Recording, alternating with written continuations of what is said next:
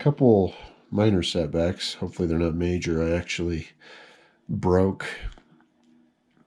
the knee joint, which is a problem with sculpting over the peg holes, is when you do that, you pretty much screw yourself over. So I managed to fix it. It's still functional, but as far as the longevity goes, I would obviously have to let my recipient know.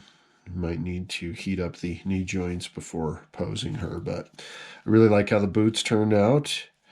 I'm going to try to get the same effect once I sculpt the gloves and make them match so they're not different, but she's coming together pretty quick. Like I said, I figured she would because she's really not wearing much, but I'm quite happy with how the flesh tone turned out on my Rick figure that I've done previously.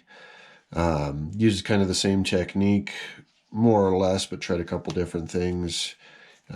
Quite happy with how it turned out, so I'll probably be using that in the future, doing some tutorials on that. But what I went ahead and did is I actually put a little black and red dye into my green stuff to essentially make it brown stuff. So as I'm saying that out loud, it doesn't sound good. I'm playing with brown stuff.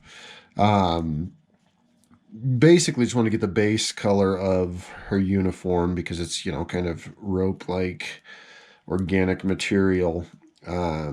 Just found it's easier to have that base when you go to start to paint. It kind of speeds the process up a little bit. And if there's any kind of paint rub, any chipping, you have that base color under there that's, it won't be as noticeable. That's the theory anyway. So I'm going to go ahead and sculpt the underwear and then the base part of the bra. And then obviously we'll be sculpting the metallic armor on there because, it's so practical to, have just chest and, crotch armor and no armor anywhere else whatsoever because, that's the only place you might get injured. But I don't know, this is what happens when men, make female characters. But anyway, let's get rocking and rolling.